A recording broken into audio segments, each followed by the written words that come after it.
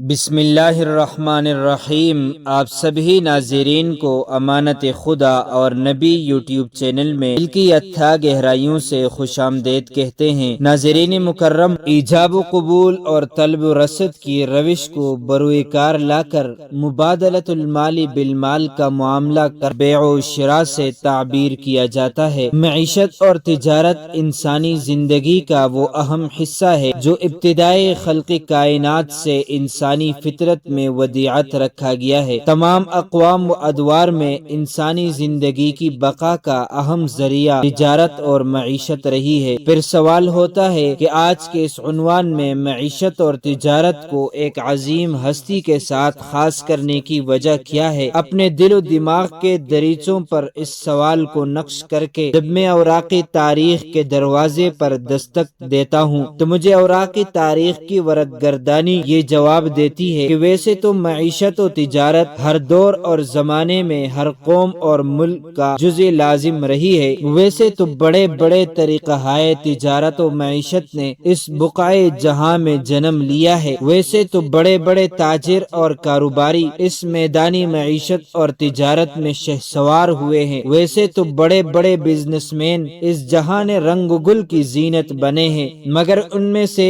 کوئی بھی تاجر ایسا نہ آ سکا جس کی معیشت و تجارت پوری انسانیت کے لیے ایک معیار کی حیثیت رکھتی ہو، جس کی معیشت اور تجارت کے قانون و طریق کو دیکھ کر اپنی معیشت اور تجارت میں نفع کی راہ ہموار کی جا سکے۔ مگر اوراقی تاریخ اور قرآن و حدیث کے شہپاروں سے یہ بات واضح ہو جاتی ہے کہ مکہ مکرمہ کے بقعۂ رحمت سے جلوہ نما ہونے والی وہ عظیم ہستی اس باب میں بھی وہ شان و مقام رکھتی ہے کہ روز جزا تک آنے والی ہر قوم اور ملت کے لیے بہار رحمت کا سامان فراہم کرتی ہے، جو آنے والوں کے لیے اس دھرتی پر وہ نقوش نقش کر دیتا ہے کہ دھرتی بھی پکار کر کہتی ہے، کتاب فطرت کے سر ورق پر جو نام احمد رقم نہ ہوتا، یہ نقش ہستی ابھر نہ سکتا، وجود لوح و قلم نہ ہوتا، تیرے غلاموں میں بھی نمایاں جو تیرا عکسی کرم نہ ہوتا، تو بارگاہ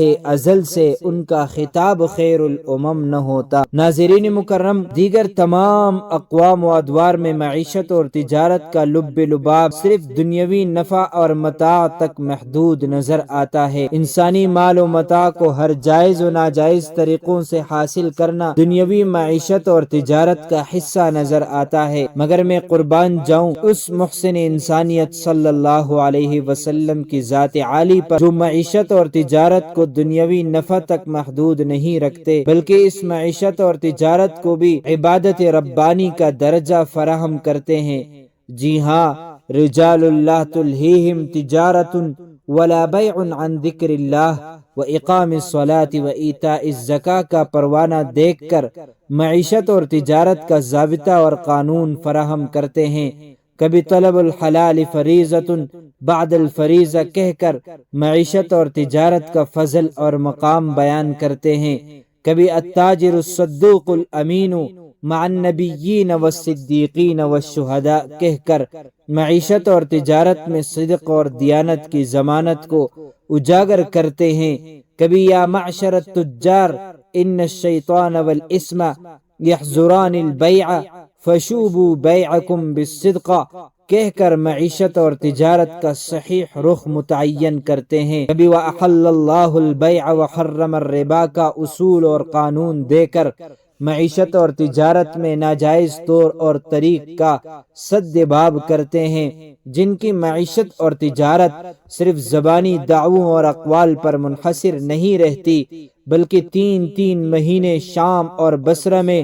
معیشت اور تجارت کر کے وہ عملی میدانوں کا شہسوار نظر آتا ہے، جو تجارتی معاملات میں اس قدر باصفا اور وفا ہے کہ 14 سال تک عرب کے تجارتی قافلوں کا قائد اور رہنما نظر آتا ہے، جو تمام قبائل کے برابر سامان تجارت رکھنے والی پاک باز اور پاک دامن خاتون حضرت ختیجہ رضی اللہ عنہا کی امیدوں کی کرن نظر آتا ہے، جن کی معیشت اور تجارت میں صدق و دیانت اور دسترس کی صفت کو دیکھ کر حضرت ختیجہ رضی اللہ عنہا نے پیام نکاح دے کر گویا کہ یہ اعلان کیا کہ کس کس ادا پر جان دوں، تو ہی بتا اے جانے جاں، جس ادا کو دیکھتی ہوں وہ حسن کی تصویر ہے۔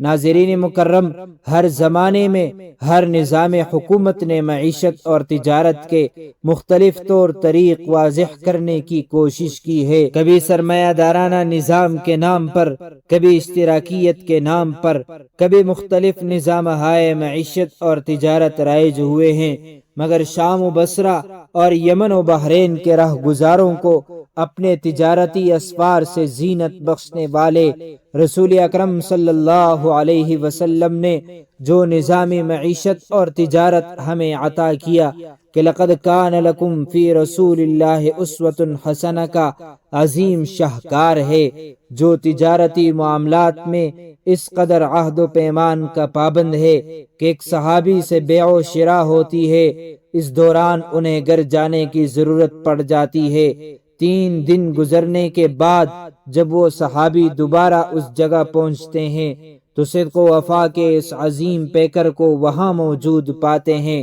اور انگشت حیرت دنداں میں دبا کر گویا اعلان کرتے ہیں، تیرے حسن ادا نے عاجز سارے جہاں کو کر دیا، الفت و محبت سے سارے جہاں کو بر دیا۔ ناظرین مکرم، اللہ تعالی ہم سب کو نبی اکرم صلی اللہ علیہ وسلم سے سچی محبت نصیب فرمائے۔ جو میرے سننے والے ہیں ان سب کے جائز حاجات پوری فرمائے، آمین۔ معزز ناظرین و سامعین، امید کرتے ہیں آپ کو ہماری ویڈیو اچھی لگی ہوگی۔ اس طرح کی مزید اسلامی معلومات کے لیے امانت خدا اور نبی یوٹیوب چینل کو سبسکرائب کیجئے، کیونکہ اس چینل میں آپ کو اسلامی واقعات، دینی مسائل، سائنسی تحقیقات و وظائف اور بہت کچھ سیکھنے کو ملے گا، لہٰذا اسے ضرور سبسکرائب کیجئے۔ اگر زندگی کے لمحات مزید باقی رہے تو آپ کے لیے ایک اور بہترین ویڈیو بطور تحفہ اللہ تعالیٰ کی رضا کے خاطر پیش کروں گا۔ تب تک کے لیے مجھے دیجیے اجازت۔